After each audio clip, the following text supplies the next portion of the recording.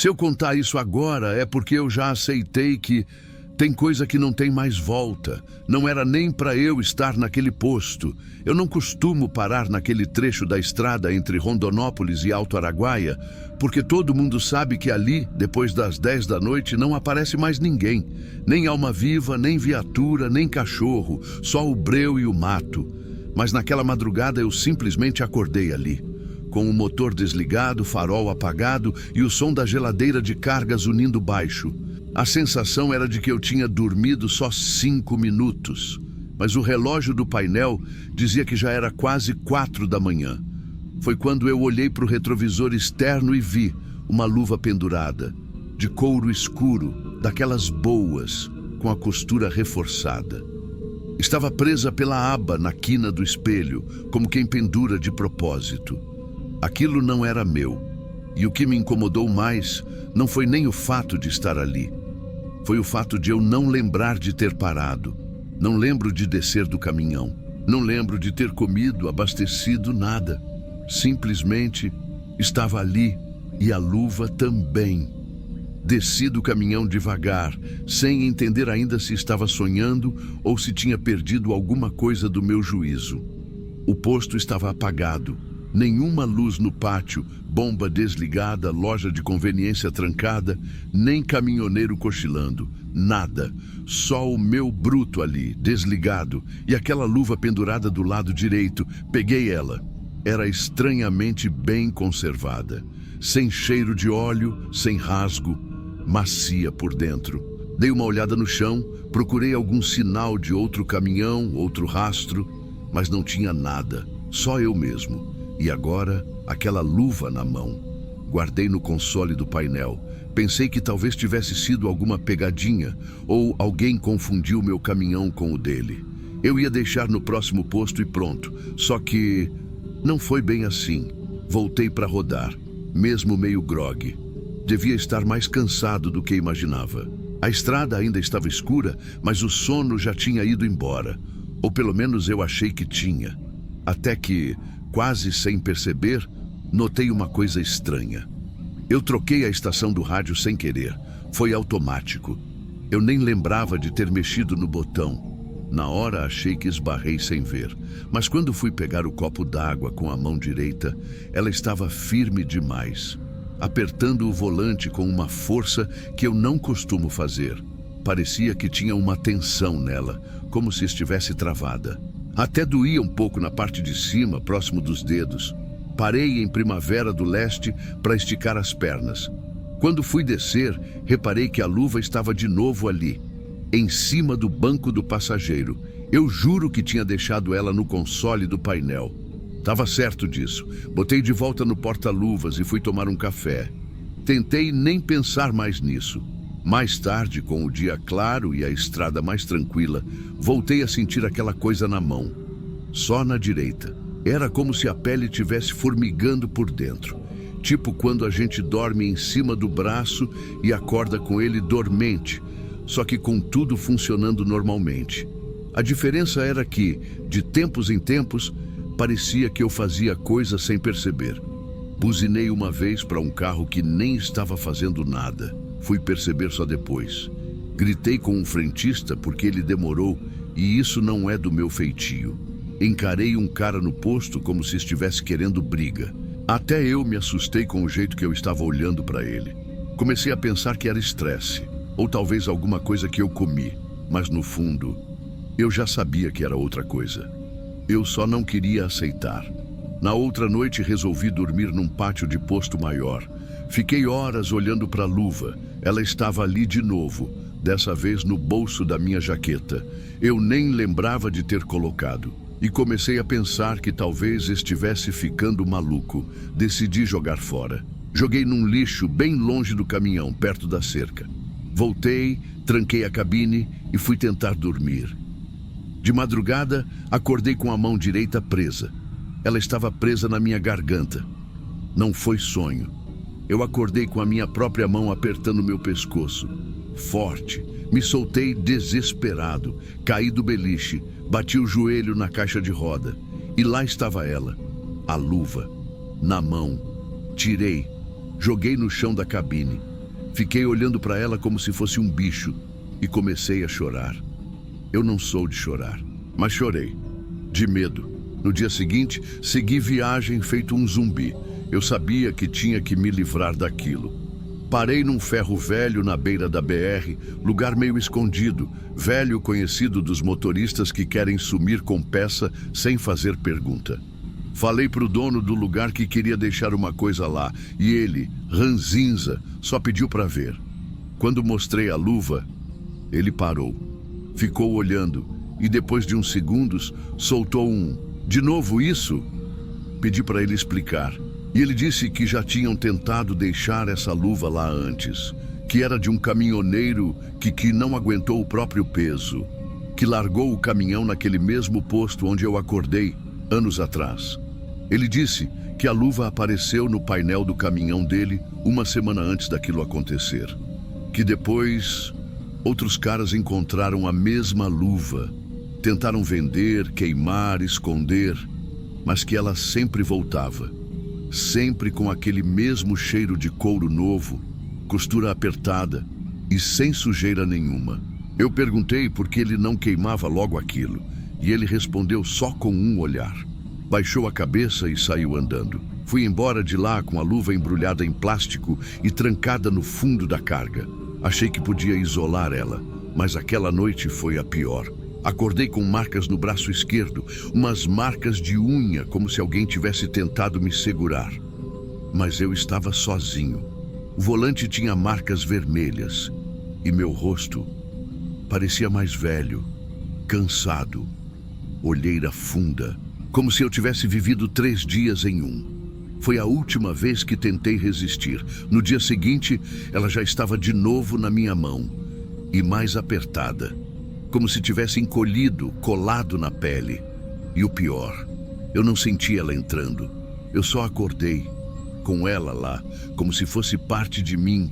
Eu tentei arrancar, juro por tudo que tentei. Usei faca, canivete, água fervendo, só que ela não saía mais. A luva virou outra coisa. Já não era de couro, parecia pele de gente. A costura sumiu. Não tinha mais borda, não tinha onde puxar. Ela simplesmente fazia parte da minha mão. A primeira coisa que eu deixei de sentir foi o toque, depois o peso, a textura, a temperatura. A mão direita continuava mexendo, segurando, dirigindo, mas eu já não sabia dizer se era minha mesmo. Na primeira vez que percebi isso, eu estava abastecendo. O frentista estendeu a maquininha e antes de eu tocar, ele deu um passo para trás. Olhou para minha mão como se tivesse visto algo errado, mas não disse nada. Só fez a cobrança e saiu. Quando olhei, a luva não estava ali, mas a pele da minha mão estava diferente, lisa demais. Brilhava um pouco, como couro recém-engraxado. Os dedos estavam mais finos, a unha parecia pintada. Eu achei que estava delirando, mas no fundo eu já tinha entendido. A luva não era um objeto, era um espaço, um lugar vazio que precisava de alguém para ocupar. E ela tinha me escolhido. Aos poucos, parei de lembrar dos lugares por onde passava. Às vezes, eu olhava para a paisagem e não reconhecia a estrada. Mas no GPS estava tudo certo. Eu que não lembrava. Fiquei 3 dias assim, dormindo dentro do caminhão, com medo de descer, sem tocar em ninguém. Acordava com a sensação de que tinha ido a algum lugar, mas sem saber para onde. Na segunda noite, encontrei o rádio desligado e o odômetro com mais de 700 quilômetros rodados.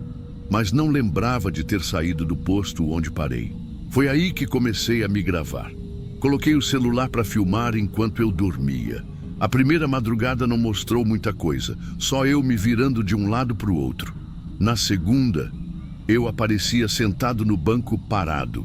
O vídeo durava quase 2 horas. Só eu, no escuro, com o olho aberto e a mão direita mexendo devagar, como se estivesse limpando algo que não aparecia na imagem.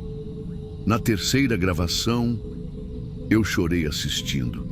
Eu estava sorrindo, com a mão no volante. Sorrindo como quem dirigia em paz.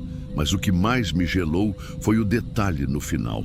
Antes de desligar a câmera, eu me olhei no retrovisor e era como se não tivesse ninguém ali. O rosto era o meu, mas o olhar vazio, sem nada atrás. Pensei em ir ao hospital, pensei em falar com alguém. Mas como é que você explica isso? Como você chega em um plantão e diz, tem uma luva me usando? Não dá. Ia acabar preso ou internado. Então eu segui rodando. Naquela semana, perdi 2 fretes. Fui parar num pátio de apoio perto de Mineiros, Gyo. Dormi 2 noites com a porta trancada, sem comer direito. Só água. Eu já tinha desistido de lutar. Só queria que aquilo parasse, que acabasse, que me deixasse descansar. Mas é assim que ela entra de vez. No silêncio, no cansaço, na desistência. Eu lembro da última tentativa. Foi no dia que choveu forte, na região de Chapadão do Céu. Estava em um trevo, esperando o tempo abrir, e decidi colocar a mão direita para fora da janela. Pensei que, se o frio entrasse o bastante, talvez aquilo enfraquecesse, talvez congelasse. Eu só queria sentir algo. Mas a chuva escorria por cima da pele, como se escorresse por um plástico. A água não grudava, não penetrava, nem esfriava. A mão estava morta, mas ao mesmo tempo, viva demais. Foi aí que entendi. Ela não queria sair. Ela queria guiar. Hoje em dia eu rodo menos. Só cargas curtas. Paro mais vezes, fico em postos menores. Evito trechos longos à noite. Mas não adianta, porque às vezes eu apago. E quando acordo tem bituca de cigarro no console e eu não fumo.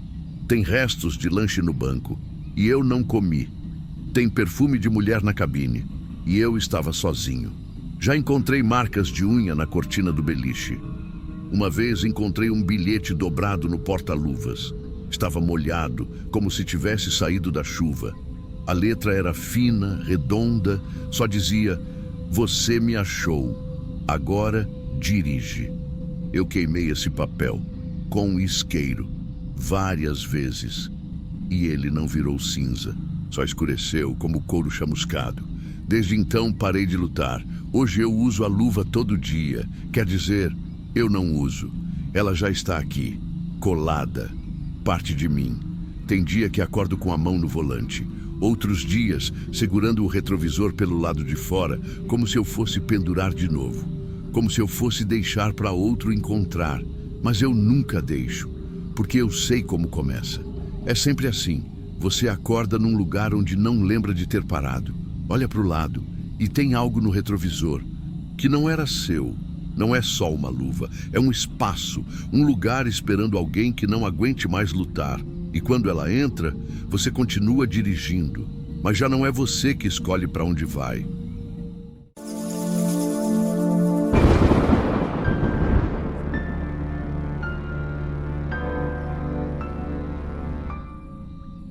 Sabe quando alguma coisa ruim começa e você ainda não entendeu o que está dentro dela? Foi isso que aconteceu comigo. E tudo começou num lugar que todo mundo já passou. Mas ninguém quer ficar muito tempo. Banheiro de posto velho no meio do nada. Era para ser só uma parada rápida. Eu estava na PR-317, já era mais de meia-noite. Tinha passado por Maringá e queria dormir em Santo Inácio. Mas o sono me derrubou antes. Quando vi aquela placa torta anunciando combustível barato e lanche 24 horas, achei que era suficiente. Mas o posto era estranho. Não tinha ninguém no pátio. Só um frentista dormindo com o boné tapando os olhos e uma luz branca piscando perto da borracharia. Deixei o caminhão destravado, como sempre. A cabine quente, abafada, e minha barriga já dava sinal de que era melhor não arriscar. Fui direto atrás da conveniência. Do lado dela, um corredor sujo e mal iluminado levava para os fundos, onde ficavam os banheiros. Era o tipo de lugar onde o cheiro chega antes da porta. A maçaneta estava meio frouxa, mas girou. Entrei. O som da porta se fechando atrás de mim foi seco, meio abafado. Só que aí, ouvi o trinco virar sozinho, de dentro. Primeiro pensei que fosse defeito. Me virei na hora, tentei girar de novo. Nada. Ela tinha trancado sozinha por dentro. E agora não destravava mais. O banheiro era pequeno, de azulejo bege encardido, o tipo que já viu muita coisa que a gente prefere não saber. O espelho estava rachado no canto. O chão todo molhado, mas sem sinal de vazamento. A descarga de um dos vasos parecia ter sido usada há pouco, só que eu tinha certeza de que era o único lá. Empurrei, bati, nada. Chamei, meio sem graça no começo, mas ninguém respondeu. A porta não tinha janela e o barulho do exaustor velho encobria minha voz. Peguei o celular no bolso, sem sinal, sem Wi-Fi, sem nada.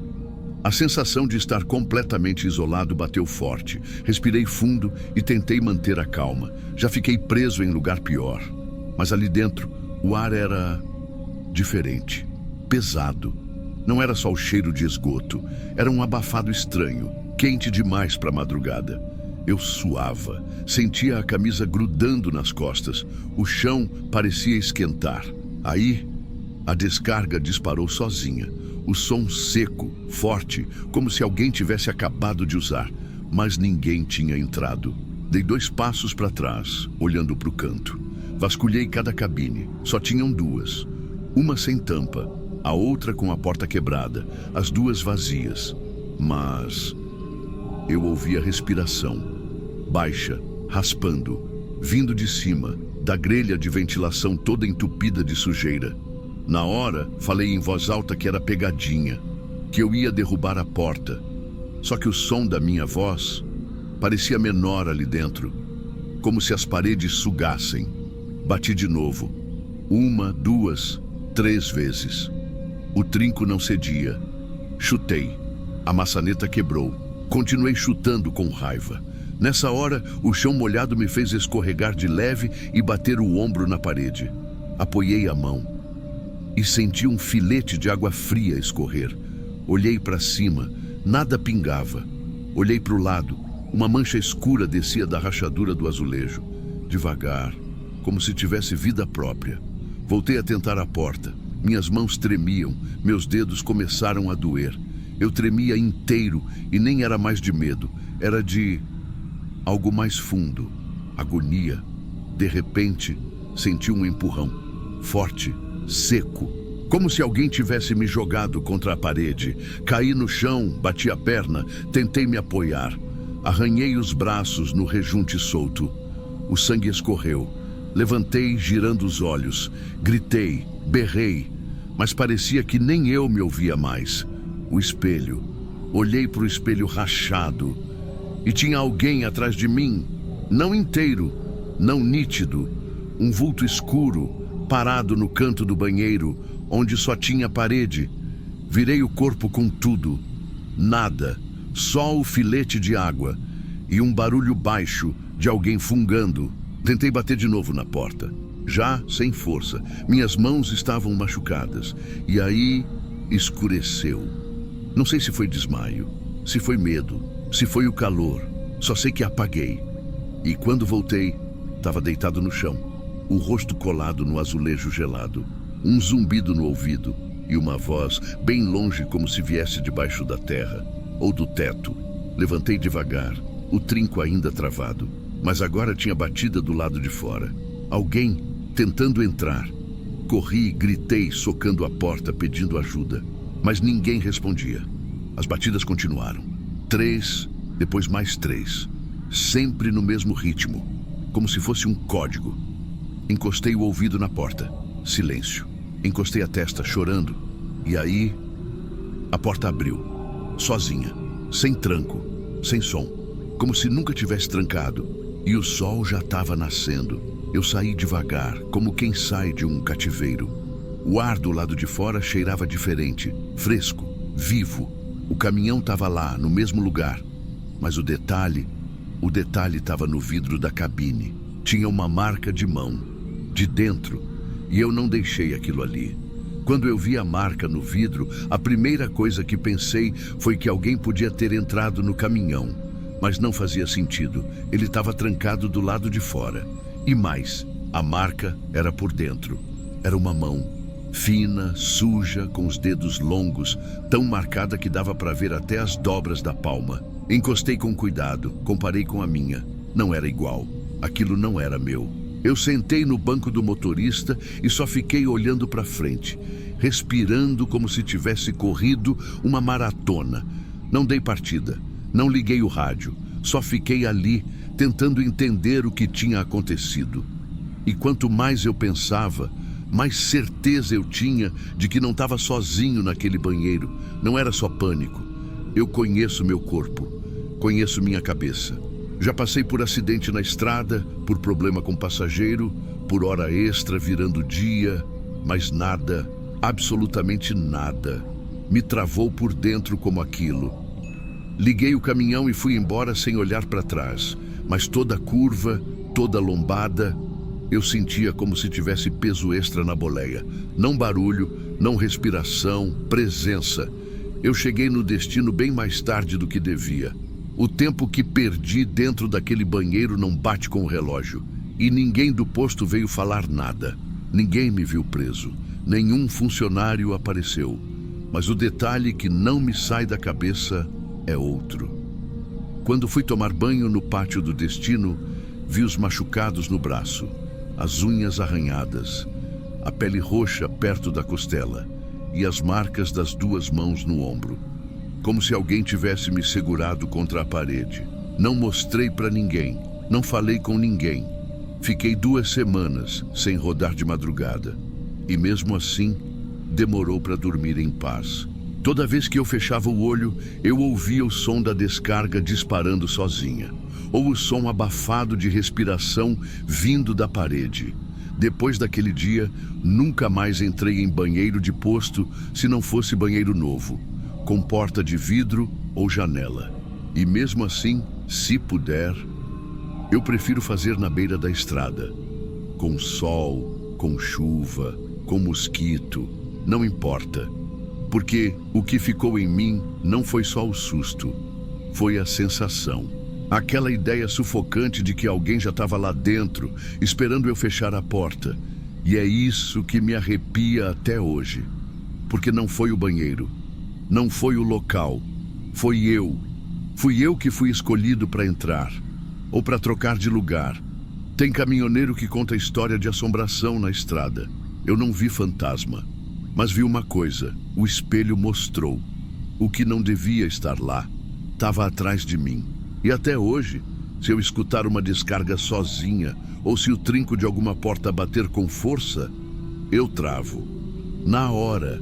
Se você gosta de histórias reais que mexem com a sua cabeça e te deixam pensando por dias, se inscreve agora no Diário de Terror. Aqui, cada relato vem de alguém que viveu o inexplicável e tem coragem de contar. Ativa o sininho porque o próximo pode ser o mais perturbador de todos. E se essa história te arrepiou, imagina o que vem aí.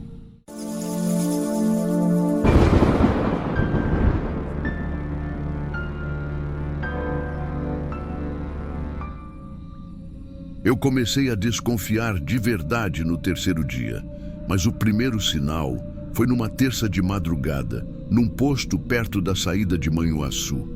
Eu tinha parado só para descansar um pouco antes de descer a serra. Estava viajando leve, sem carga, e o trecho ali era tranquilo. O que me pegou foi o detalhe, pequeno, besta, mas que ficou na cabeça o resto da noite. Eu acordei, ajeitei o banco, abri a porta para ir mijar e vi o cinto do banco do passageiro afivelado, preso certinho. Eu nunca prendo aquilo, nunca, nem carona eu estava levando. Olhei aquilo e fiquei parado uns segundos, não assustado, só tentando lembrar. Pensei, vai ver eu prendi sem perceber, ou sei lá, durante a última limpeza, alguém puxou o cinto para prender. Mas eu senti aquele negócio entalado na garganta, aquela dúvida seca. Só tirei o cinto, fechei a porta e segui viagem. Na noite seguinte, dormi em Aimorés. Era para seguir até Vitória, mas comecei a me sentir meio estranho. Não era febre, nem dor. Era aquele tipo de incômodo que a gente não consegue explicar, mas que obriga a parar. Estacionei no canto de um posto, debaixo da luz. Conferi o caminhão todo. Luz interna, travas, retrovisor. Tudo certo. E eu lembro bem, muito bem. O banco do lado estava com o cinto solto. Eu olhei 2 vezes antes de deitar.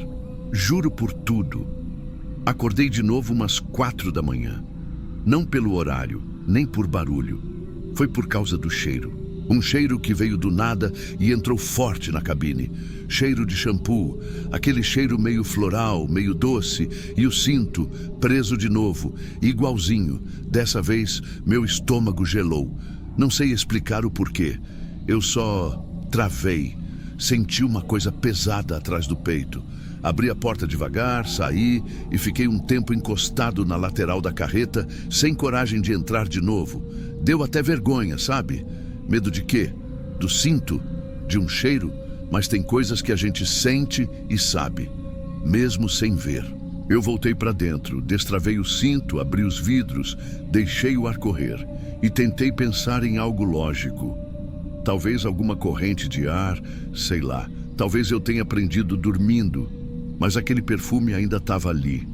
Bem sutil, mas estava. Na terceira vez, não teve mais como negar. Era sexta, noite de serra, chovendo, e eu sou calejado de estrada.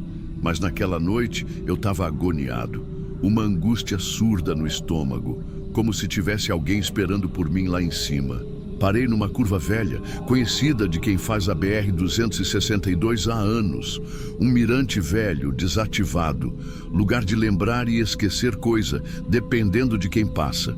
Joguei o banco para trás e tentei cochilar, mas não consegui. Fiquei só de olho fechado, ouvindo a chuva bater na lataria. E, no meio da madrugada, um barulho me acordou. Foi um estalo, seco, vindo de dentro da cabine. Não alto, mas direto. A luz interna ainda estava apagada. Liguei e virei a cabeça. O cinto preso de novo. Mas não era só isso. Tinha um detalhe que fez meu coração bater mais rápido. Tinha um vinco no banco. Como se alguém tivesse se sentado ali. O banco de tecido afundado, bem do lado da costura. E eu sei que aquele banco não estava assim antes. Sei porque eu sempre olhava. Porque eu evitava olhar. Por causa dela. Aquela curva, aquele lugar, aquele banco. Foi ali que eu perdi a Carla. Faz anos. A gente tinha discutido. Por besteira. E ela pediu para vir comigo naquela viagem. Disse que queria respirar um pouco. Eu deixei. Ela subiu no caminhão de madrugada, com aquela blusa de moletom e o cabelo preso daquele jeito que eu sempre elogiava. A gente nem se falou durante a subida, mas descendo a serra, um animal atravessou. E eu virei o volante com tudo, capotamos. Eu lembro do barulho, do vidro quebrando. E lembro de ver o banco dela vazio. Ela tinha sido lançada. Depois disso, minha mente apagou. Eu passei dias internado. Não fui ao enterro. Nunca mais voltei naquele trecho. Nem toquei no banco do passageiro desde então. Mas naquela madrugada, parecia que tudo tinha voltado. Eu fiquei olhando o vinco no banco como se aquilo fosse uma prova. Uma lembrança que o tempo empurrou para debaixo do tapete, mas que agora estava ali, marcado. Tentei me convencer de que era só paranoia, que era só um vinco comum, que o cinto podia prender sozinho. Mas aí eu vi, no canto do banco, uma mecha de cabelo presa na costura. Cabelo claro, igual ao dela. Eu podia ter deixado quieto, né? Seguido viagem, mas aquilo me mastigou por dentro. Eu fui até o fim da rota, entreguei o caminhão na transportadora e passei uns dias em casa, tentando tirar da cabeça. Mas tudo parecia girar em volta daquilo. O banco, o cheiro, o vinco, o cinto, a mecha de cabelo que eu não consegui jogar fora. Eu guardei. Nem sei porquê. Deixei dentro do porta-luvas, embrulhada num guardanapo, como se fosse uma prova. Passei a evitar dirigir à noite. Passei a andar com o rádio ligado direto, só para não dar espaço para o silêncio. Mas mesmo assim, de vez em quando, eu sentia. O cheiro voltava, mesmo parado. Até que, numa madrugada mais fria que o normal, no fim de abril, eu precisei pegar um frete de última hora. Um colega passou mal e me pediram para cobrir. O destino, serra, justo o mesmo trecho. Eu quase neguei, mas alguma coisa me fez aceitar. Talvez eu quisesse encarar de frente, ou talvez eu soubesse que aquilo não ia parar enquanto eu não entendesse. Peguei o caminhão, outro modelo, mais novo, cabine cheirosa, painel digital, tudo novo. Mas na descida da serra, eu desliguei o rádio. Não foi planejado. Eu só quis ouvir o barulho da estrada. O som dos pneus, do vento atravessando o vidro, da minha própria respiração. E foi aí que eu percebi. Eu não estava sozinho. Não vi nada. Não ouvi voz. Mas o ar mudou. Ficou mais denso. E o banco afundou. Não foi o peso do corpo. Foi a lembrança que pesou. Eu encostei no acostamento, desliguei o motor e fiquei ali, com as duas mãos no volante. Depois de alguns minutos, falei. Não gritei, não rezei, não chorei, só falei. Se você ainda está aqui, eu lembro. O rádio que estava desligado chiou. Um estalo só, como quando o cabo da antena está frouxo. Mas foi o suficiente para eu fechar os olhos e sentir que ela estava escutando. Falei mais, coisas que eu nunca disse nem para mim. Que eu sentia culpa, que eu preferia ter ido no lugar dela, que eu tranquei tudo lá no fundo porque doía lembrar e que mesmo assim ela aparecia. Aos poucos, sem grito, sem susto, só presença. E foi naquele silêncio que eu percebi o que mais doía. Ela não queria me assustar. Nunca quis. Só não queria ser esquecida. Naquela noite, antes de dormir, eu deixei o banco reclinado. O do passageiro. De propósito.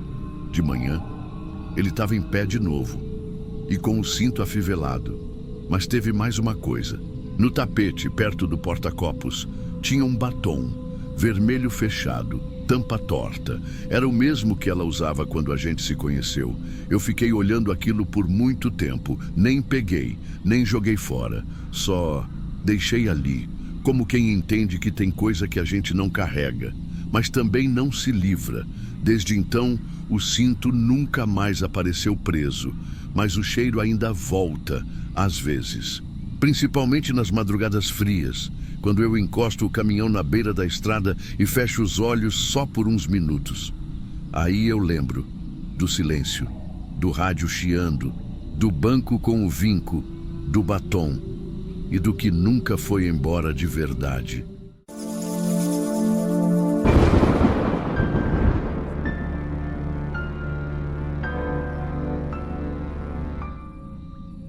Começou com um farol, um sinal fechado numa cidade do Espírito Santo, perto de Linhares. Eu tinha parado num cruzamento à noite, sem muito movimento, e reparei no carro ao lado porque o motorista estava com o rosto abaixado, cabeça baixa demais, como se fingisse que mexia no celular. Era um Gol cinza, dos mais comuns. Antigo, sem insulfilme, mas não dava para ver bem o rosto. O detalhe que me chamou a atenção foi o farol esquerdo, mais fraco, meio amarelado, parecia com lâmpada de casa. Mas ok, tem um monte assim por aí. Dirigi até o próximo posto da BR-101, dormi umas horinhas e segui viagem no outro dia cedo. Só fui dar falta do carro umas horas depois, já em território mineiro, numa parada de café. Adivinha quem estava estacionado lá de frente para o restaurante? O mesmo Gol, mesmo farol, mesma sujeira seca no para-choque. Não sou o tipo que fica vendo coisa. Trabalho com horário justo, carga viva às vezes. Não posso dar espaço para paranoia. Mas comecei a achar curioso. Podia ser coincidência, claro. Mas quando você vive na estrada, você aprende a perceber padrões que os outros ignoram. Na terceira vez, eu não consegui mais ignorar. Era num pedágio já entrando no Rio de Janeiro. Entrei na fila e no retrovisor vi o farol fraco. Gol cinza, 2 carros atrás. De novo, eu pensei, tá, agora já é demais. Fiz o seguinte, parei no acostamento depois do pedágio, como quem vai conferir uma carga frouxa. O carro passou, o cara ao volante nem olhou, mas passou devagar. E quando olhou, ele não tinha expressão, só passou. Fiquei esperando mais um pouco. Quando retomei a estrada, ele tinha sumido. Mas quando cheguei no posto mais à frente, umas 2 horas depois, lá estava o carro, parado de novo. Estacionado, motor desligado, mas com o limpador de para-brisa meio levantado. Aquilo me deu um gelo. Decidi mudar tudo. Peguei um desvio pela BR-040, sentido São João del Rei, e fiz isso sem parar. Nenhum freio, sem rádio ligado, sem pisar no banheiro. Peguei estradas menores, entrei em curva errada de propósito, fiz de tudo para sumir do mapa. E por 2 dias, consegui. Até que, na volta, já próximo da Dutra, eu parei numa lanchonete para tomar banho e comer. Quando saí, tinha um papelzinho preso no meu limpador. Pequeno, dobrado 2 vezes. Parecia um bilhete qualquer, mas quando abri, só tinha uma frase. Ainda está aí dentro? Não tinha assinatura. Nem marca de dobra, nem cheiro, nem nada. Papel comum. Mas o tipo de frase que não é para te informar nada, é para te desmontar. Entrei no caminhão, travei tudo e só consegui dormir depois de quase 1 hora olhando o retrovisor. Ali eu sabia. Não era coincidência, era alguém. E esse alguém queria que eu soubesse. Depois daquele bilhete no limpador, comecei a fazer coisa que nunca fiz em mais de 15 anos de estrada. Comecei a anotar placa de carro aleatório, a desconfiar de quem olhava por mais de 2 segundos, a comer mal, a dormir menos. A cabeça vai criando filme e eu, que sempre fui pé no chão, comecei a sentir que alguma coisa tinha quebrado. Não era medo só, era culpa sem nome. Como se eu tivesse feito algo e alguém tivesse vindo cobrar, só que sem avisar o quê. Uns 3 dias depois, já em São Paulo, eu tinha combinado uma entrega perto da Marginal. Cheguei antes da hora e encostei num posto maior, com estrutura para banho e refeição. Estacionei, comi alguma coisa só para não desmaiar e fui tomar banho. Quando voltei para o caminhão, tinha um envelope amarelo no banco do passageiro, fechado com durex, sem remetente, sem selo. E eu sei o que você está pensando. Como que alguém botou aquilo ali com o caminhão trancado? Eu não sei. Talvez eu tenha esquecido a porta aberta. Talvez tenham aberto. Eu só sei que minhas coisas estavam todas lá. Só o envelope que não. Abri com a mão suando. Dentro tinha só uma coisa. Uma foto impressa, daquelas de papel comum, fosco. Era eu, dormindo, dentro do meu próprio caminhão, na minha cama, coberto até o peito. A foto foi tirada de fora, mas com zoom. E no reflexo do vidro, tinha algo que me travou a respiração. Um vulto escuro. Só isso. Podia ser uma sombra, mas naquela hora, para mim, era um recado. A partir daí, desisti de seguir viagem como se nada estivesse acontecendo. Voltei para o mesmo posto onde tinha visto o Gol cinza parado mais vezes. Um daqueles com câmera na entrada. Passei o dia lá, só esperando, fingindo que tinha pane elétrica. De noite, por volta das 21 horas, ele apareceu, parou de frente, na bomba oposta, e ficou lá, com os faróis apagados, motor ligado. Levantei, saí do caminhão e fui direto na direção dele. Não pensei, não planejei, só fui. Quando cheguei na janela do motorista, ele não abaixou o vidro, nem saiu do carro. Eu vi só o contorno. Gritei, perguntei o que ele queria, se ele estava me seguindo. Bati no retrovisor. Ele não se mexeu. Eu recuei, gritando mais. Algumas pessoas olharam, mas ninguém interveio. Ele deu ré devagar. Depois virou e saiu, sem pressa. Na madrugada, fui para a cabine tentando convencer meu corpo a desligar. Dormi com o soco do cansaço. Quando acordei, tinha mais uma coisa no banco, um bilhete, dobrado bem devagar, como quem tem tempo, como quem gosta do ritual. Nele só uma frase: você esqueceu de mim, mas eu nunca esqueci de você. E dessa vez, eu travei. Porque eu não sei quem é, juro por tudo que é mais sagrado. Eu não sei, mas tem alguém que lembra e me segue por isso. Desde então, toda vez que pego estrada por mais de 2 estados, eu reparo nos faróis. Vejo Gol cinza em todo lugar. Pode não ser ele, mas o medo não é mais de ver de novo. O medo é do dia em que eu lembrar. E aí, vocês acham que ele é inocente mesmo? Ou tem algo que ele não está contando? Você já teve a sensação de estar sendo seguido, mas não conseguir provar?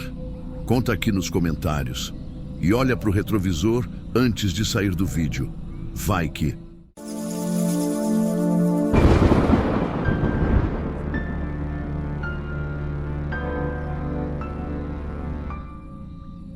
Eu comecei a desconfiar de que tinha alguma coisa errada quando ela parou de piscar. Era noite, no meio da estrada. Um trecho sem acostamento decente, só mato dos dois lados e um silêncio que machuca até com o motor ligado. Eu não costumo dar carona, principalmente mulher sozinha, ainda mais de noite. É perigoso para ela, é perigoso para mim. A gente que vive de estrada aprende cedo que tem coisa que a gente não se mete. Só que naquele dia, ela não me pediu com a boca, ela pediu com o olho. Ela estava ali, do lado direito da pista, descalça. Não fez escândalo, só levantou o braço devagar, com a mão meio tremendo. Parada no breu, como se fosse parte daquilo ali. A hora que eu passei por ela, senti o coração descompassar. Sabe aquele reflexo de diminuir a marcha sem querer? Foi isso. Baixei a velocidade e vi ela olhando fixo no retrovisor. Era como se estivesse perguntando sem som: "Você vai me deixar aqui?" E eu parei. Ela entrou na cabine sem falar nada. Só mostrou um papel meio amassado com o nome de uma cidade vizinha, dessas pequenas, onde só tem um hospital e mais poste do que gente na rua. E aí apontou para frente, como quem diz: "Só me leva." Eu perguntei se ela estava bem. Ela só balançou a cabeça. Mas o jeito que ela estava olhando me dava nó no estômago. Não era medo. Era como se ela estivesse esperando por mim. A gente foi. Eu mantive a marcha constante e fiquei tentando quebrar o silêncio com alguma conversa. Perguntei se tinha família naquela cidade, se alguém estava esperando. Mas nada. Ela só olhava para frente. A primeira coisa estranha aconteceu uns 10 minutos depois. Eu olhei no retrovisor, por reflexo, e vi ela com o rosto virado para mim. Só que o olho direito estava roxo, inchado. Parecia recente. Quando eu virei o rosto para confirmar, ela estava do mesmo jeito de antes, intacta. Pensei que podia ser coisa da vista. A estrada engana. Luz, sombra, cansaço, tudo engana. Segui. Mas uns 20 minutos depois, olhei de novo. Dessa vez ela estava com os braços cruzados e o vestido, um desses simples, floridinhos, estava com marca de terra na lateral. Tipo quando a pessoa cai no chão de barro. De novo, quando olhei direto, nada. Vestido limpo, braço no colo. Aí comecei a sentir a garganta secar e pensar em bobagem. Parei num posto para abastecer e respirar um pouco. Um desses abandonados pela metade, mas que ainda funcionam. Quando desci, ela me entregou outro papel. Estava escrito assim, em letras tremidas: "Não me deixa voltar." Guardei aquilo no bolso sem responder. Fui até o frentista, pedi para completar o tanque e aproveitei para perguntar onde ficava o hospital daquela cidade. Ele gelou na hora que ouviu o nome e perguntou: "Você disse que está levando alguém para lá?" Eu só assenti com a cabeça. Ele coçou o boné, olhou para dentro da cabine e desviou os olhos. E aí falou um negócio que me travou. Esse hospital teve um caso feio aí uns anos atrás. A moça tentou chegar lá, mas não deu tempo. Deram um fim nela na estrada mesmo. Voltei para o caminhão meio sem saber o que pensar. E ela estava olhando para mim, mas dessa vez sem desviar. O mesmo olho roxo que eu tinha visto no retrovisor agora estava ali, na frente. E ela piscando cada vez menos, como se cada piscada fosse perigosa. A estrada seguiu em silêncio, mas o medo dentro de mim foi virando outra coisa. Comecei a sentir pena. Ela não era uma presença ruim. Tinha algo partido ali. Quando faltavam uns 15 minutos para chegar, encontrei mais um papel em cima do meu colo. Eu não vi ela escrever, não vi ela se mexer, só estava ali. Ele vai estar lá. Nessa hora, eu comecei a tremer. Pensei em voltar, pensei em jogar o papel pela janela, pensei em tudo, mas continuei dirigindo. No último quilômetro, já dentro da cidade, mais um papel apareceu do nada. Fique comigo.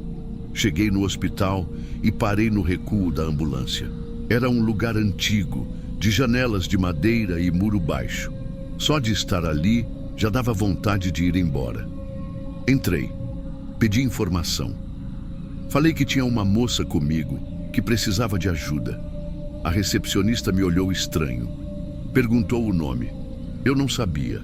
Mostrei o papel que ela tinha escrito com o nome da cidade. A funcionária pegou, leu e ficou branca. Ela me chamou num canto e disse baixinho: essa moça, ela apareceu aqui há 3 anos. Vinha correndo pela estrada toda machucada. Disse que tinha escapado, mas nunca chegou a entrar. Pararam ela antes. A gente só ficou sabendo porque alguém encontrou o papel que ela carregava no bolso. Eu não sabia o que dizer. Voltei para o caminhão e a cabine estava vazia. Mas tinha mais um papel no banco onde ela estava sentada. O último. Você viu, você escutou. Agora você me levou. Eu sentei ali na beirada da porta e chorei feito menino. Não sei se era por medo, por tristeza ou por vergonha, mas era tudo de uma vez. Ela só queria alguém que olhasse. Ela só queria que alguém visse o que fizeram com ela. E eu vi. Desde aquele dia, eu não olho mais para o retrovisor da cabine do lado direito. Não porque eu tenho medo de ver, mas porque às vezes eu vejo e ela está sorrindo, não com a boca, com o mesmo olho que pediu ajuda naquela noite.